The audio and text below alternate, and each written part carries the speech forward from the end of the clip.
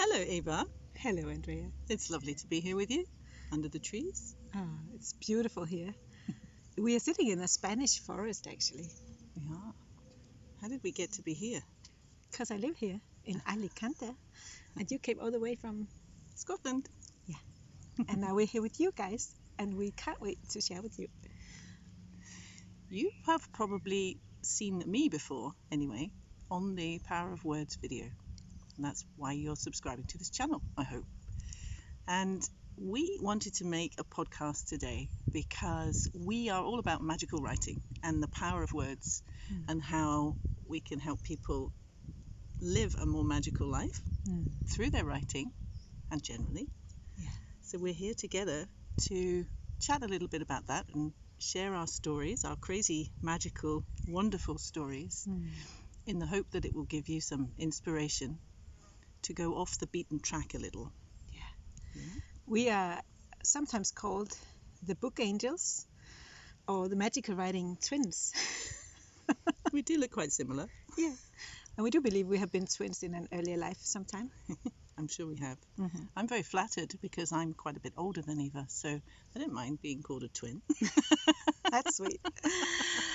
Yeah, and we're both passionate about words and about magical writing, that we call it. That is this way of writing from your heart and soul, and not so much from your head, right? You can use the head later in the process, but when you take that inspiration to really connect with that divine inspiration and allow what wants to be written through you to flow through you without resistance and fear. So that's what we love to help people with. Would you like to share a little bit of your story and how you came to be helping others with magical writing and how you're a magical writer yourself, right? Thank you. Yes, of course. So I'm Eva Andrea, and I'm a Danish writer, but it wasn't always like that. I grew up in a closed Christian community, and from I was quite small, I was taught how to dim my light. I especially remember this evening, when we were having visitors, and I was wearing my finest dress, and I knew it would be a special evening because I was allowed to, use those finest teacups from grandmother. And I was so excited helping my mom to make the apple pie. And just before the cars were coming in, my mom took me aside and just, looked me in the eyes and said, Eva, just remember that when the brothers are speaking, you need to be quiet. And I was like, what? Because it was like friends and family, right? And she said, yeah, because you are a girl. And I remember the feeling that everything was like sinking in me, that felt so unfair. I think I was maybe 6 years old or something. And of course I forgot that evening, and I was chatting and laughing, and suddenly I met my mother's eyes, and I just felt that, shame, I forgot, I let her down. And from that day, I think I started learning how to dim my light, how to find my place as a girl and later on as a woman in this close Christian community and fit in order to be loved and belong. So it took me many years actually to realize that I had a gift. And maybe should I tell the story when I realized that? Yes, please. Yeah, because that was, fast forward many years later, I was expecting my fourth little one, and sitting on the living room floor, and I had rolled a roll of gift paper, Disney gift paper, out on the floor by some kind of crazy inspiration, and I was just writing, I am different things. I'm a mother, I'm a daughter, I'm, whatever I was. And suddenly out of my pen came the words, I am a writer. And that feeling when it kind of just stared at me, the words, and my whole soul just, there was just a whole full body, yes, I'm a writer. And suddenly I understood, that's why I've been writing all these notebooks, piles of notebooks in my room, That's why I've had 40 pen pals at the same time. I did actually. 40. I didn't have TV, and internet, so I wrote letters, and I loved to express myself, but I was never recognized. No one ever said to me that I had a gift, and I never saw it in myself. And that day, the first book idea was conceived in me. And then not long time after that, I remember going to a dinner party at my parents' home with my closest family, and I was, waiting to break the news that I was gonna write a book. And I waited all the time until we came to the dessert, and then I got the courage and I said, you know what? I've decided to write a book. And then that silence, long silence.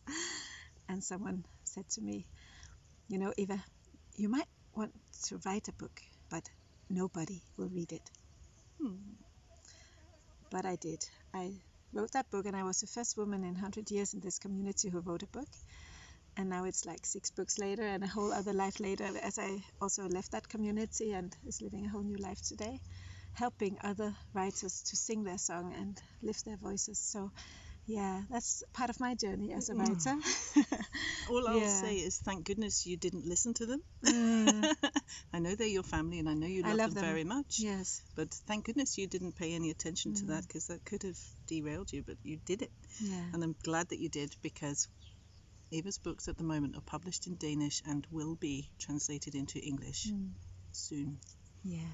That's on camera now, so it will happen. They will. I have an agreement with Universe on that part. Yes.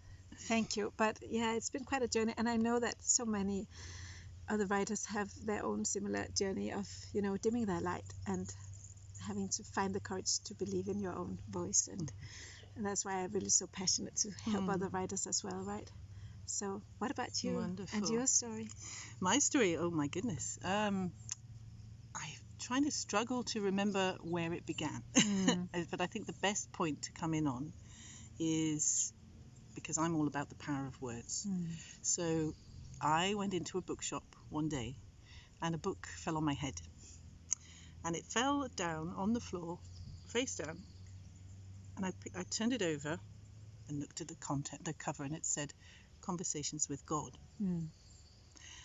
I said, I don't do God. So I put it back on the shelf and went to walk away, and the book fell down again. And this time it hit me on the head, and it's a big book, so it hurt. And it fell face down on the floor in front of me. And I thought, I'm going to have to read this book. There's obviously something else going on. So then I took that book with me and read it, and it was all about a conversation between Neil Donald Walsh and God. But it wasn't the religious God that I'd sort of shied away from. It was much more accessible. It was much more the kind of God you'd like to have a chat with.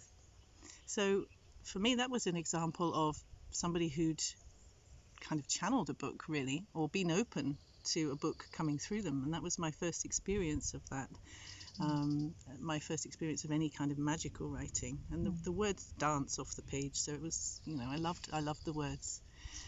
So the book talks about manifestation, and I was very much into manifestation at the time. I wanted to test it because I worked in newspapers for years, and I'd worked to deadlines. So I set a deadline of a purple feather coming into my life, thinking it's never going to happen. Purple feather showed up a week later, exactly at the time that I'd asked for it. And seeing that made me realize I needed to follow my heart and follow the magic, really.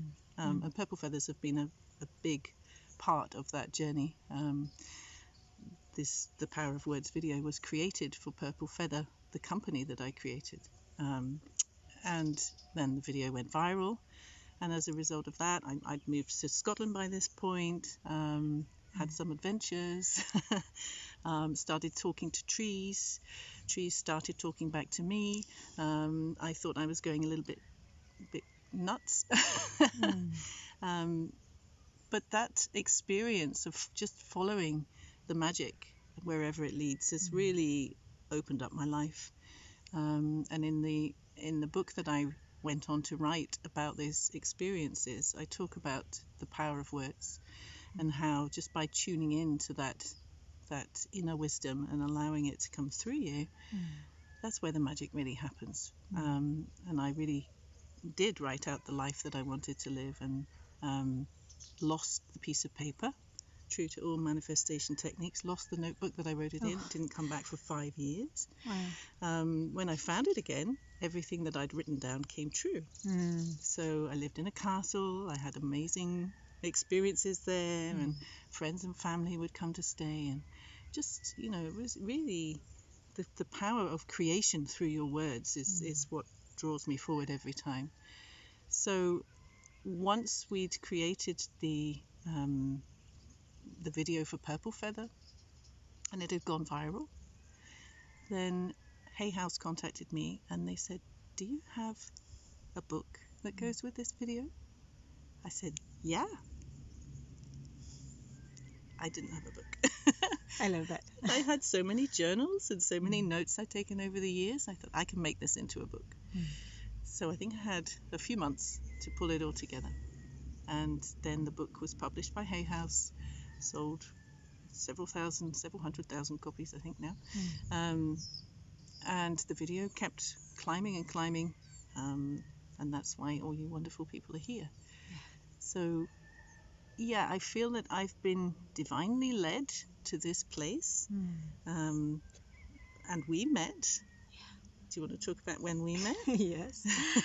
But I'm just reflecting on, listening to your story. I think it's such a magical story of allowing yourself to be led step by step to the Purple Feather, to making the movie, and not knowing how far it would go into the world, and then saying yes to Hay House and becoming a writer like this. And it's such a beautiful example of how we are guided when we allow ourselves to trust and surrender step by step. So thank you for doing that. And thank you for sitting here with me.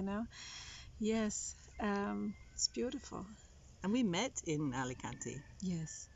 And I remember first time I saw Andrea, there was like this light around her, those people where there's like a light around them, and I just knew that I always knew her. And the idea for doing what we're doing here with you, creating this podcast now and / show, it will be both an audio and here on YouTube, came down when we were together in September on a vineyard in Barcelona. You remember that day? Dude, that was like heaven on earth. Yeah, it was meant to be a retreat, right? Yeah, a writing retreat of mine. Retreat. And because of restrictions, then nobody else was allowed to go. We were the only people there. Yeah. It was magical. It was. And we were walking on this path between it's so hard to say. Vineyards. Wine and wine, right? Yeah. Vineyards. Yeah. Drinking wine. We didn't drink wine that day. Did we not?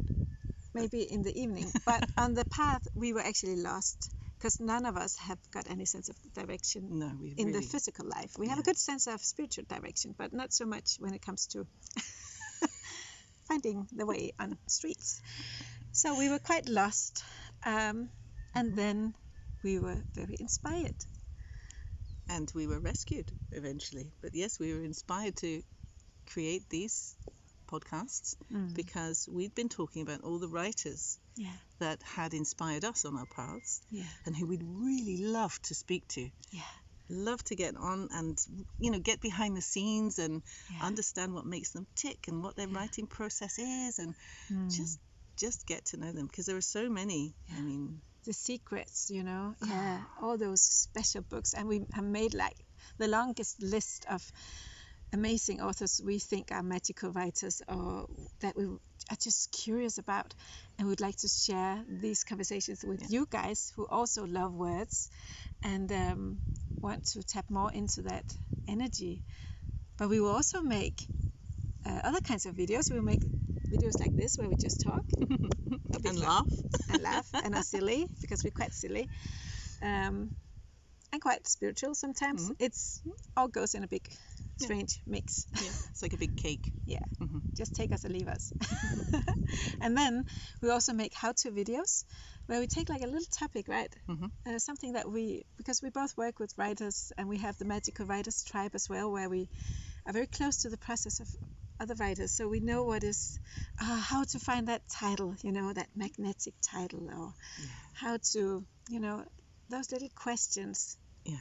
It's the little triggers maybe that come to you when you're going about your daily life, and suddenly you catch like catching the tail of something, isn't it? You Yeah. catch the tail of that story or poem or song or whatever it is, and then you've got to rush to write it down or get it down, captured somewhere. Yeah, exactly. So we really want to support you in writing in a way with flow and joy, staying in the joy and the enchantment of writing. It doesn't need to be hard. It can be easy to write. Really easy. We truly believe that it can be easy because that's what we experience in our writing. Yeah. And so we want to make also these little how-to videos on how to stay in the flow and how to, whatever is, coming up and what we are inspired to share with you. Mm-hmm. So we hope you put a heart in the comments if this feels like something you look forward to. And also, don't we all have those friends? Yes. Those friends, who have always said, I have a book in my stomach. And they never get to do anything about it. Yeah. So share with them. Mm-hmm. Invite them to join. Invite them to join us. Yeah. Yeah, because often writers tend to be quite a little shy, maybe a little introverted, not used to sharing so widely. But we create a very safe space, and there's a lot of joy in our tribe and what we do together. Yeah. So it's like a soul family, right? So actually we have decided to give you all 1 month of free membership in the Magical Writers Tribe. And we'll put a link for you here below the video or below the podcast if you listen to this. So you can join us for free, and you get to hang out with soulful writers from all over the world, kindred spirits, and we have a coffee hour, we have cocktail hour where we hang out live a few times in the month and have fun, and you can ask questions, and also you can share pieces of your writing with other writers who reads from the heart, So this is really a soft place to fall if you want some support in your writing journey. So we'll put a link for you for that. What about the word of the day? Yes, we have a word of the day. Yeah. What's your word of the day? What is my word of the day? Do you have one? We love words, right? We love words. I did hear a word recently that I just fell in love with, and that was, I can't even say where it's from. It's from Færøerne in Danish. The Faroe Islands? The Faroe Islands, yes. Yeah? Mm-hmm. And listen to this word, flikra. It means snowflake. Oh, isn't it sweet? You can kind of feel it flying, right? Yeah, it's like it lands gently on your shoulder. I'm kind of in love with that word at the moment. It's a beautiful word. Yes. Yeah. I heard a lovely Spanish word, actually, this week. Yeah. Fluffy. It's almost the same. Fluffy. Flikra and fluffy. Fluffy, which means donut. Yes. It's not quite so romantic in English as fluffy. Fluffy. But it feels very soft. Is it fluffy or floopy? Maybe it was floopy. I think it was floopy, actually. Floopy. Yeah, floopy. Floopy. Yeah. It sounds like a dog's name. It does, yeah. Would you have a dog called Floopy? When I have a dog, the name will be Floopy. I can have a cat called Flikra. You can? Yeah. Let's do that. If you have any favorite words, share that with us in the comments. Right? We love words. We do. And we have a little bit of fun with words because I know about 2 words in Danish, and whenever I try to pronounce them, I get it horribly, horribly wrong, and all my Danish friends laugh. Very politely, but they laugh. And Eva has some interesting takes on the English language, and I'm compiling a little dictionary of some of the words that she actually makes me kind of spit my tea out when when I hear them. It's because I have such a trust that I can just make up words, and if I don't know the word, I just try them on, right? And it sometimes goes well, and sometimes it becomes very hilarious. But I try to just say to myself, I'm giving people permission to be perfectly imperfect. Yes. And they are wonderful. They give me hours of entertainment. We will share some of those. We'll share some of those too. Yeah. We love you guys. Thank you. And we can't wait to share the first interview with you in not so long with a wonderful author that we just had to talk to. So bless you. Subscribe to this channel if you haven't already. Share it with your friends. Yes. And write a comment to us. Write a comment. And maybe if you feel like sharing your writing story and how your writing journey began, share with us. We'd love to read. Yes. Bye for now. Bye.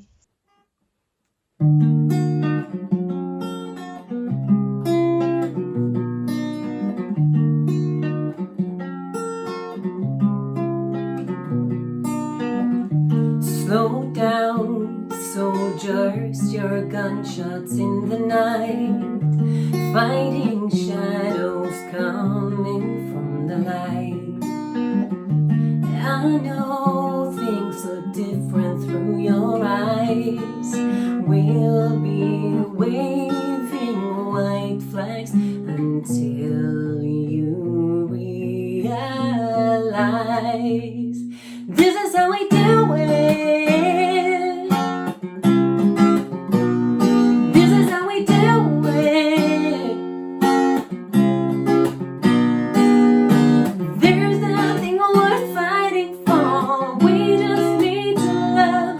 This is how we do it. Bringing peace to the world.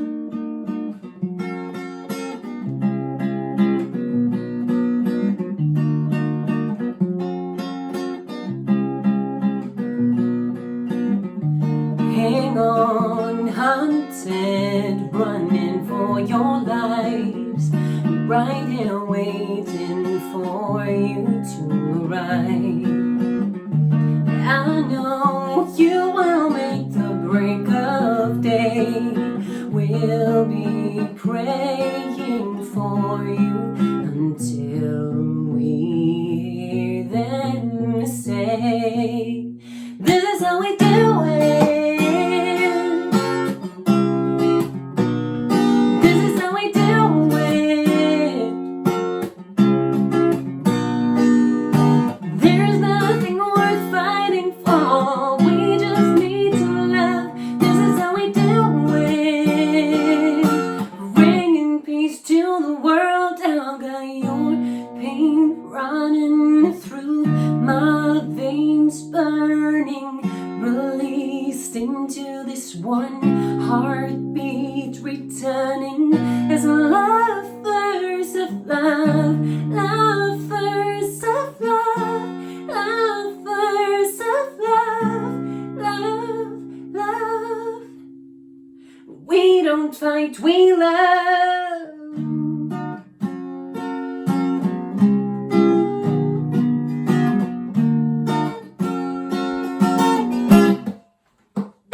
This is how we do it.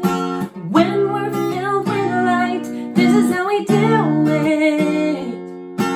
When we're free inside, there's nothing worth fighting for. We just need to love. This is how we do it. Bringing peace to the world. This is how we do it. When we're filled with light, this is how we do it. When we're free inside, there's nothing worth fighting for. We just need to love. This is how we do it. This is how we do it. This is how we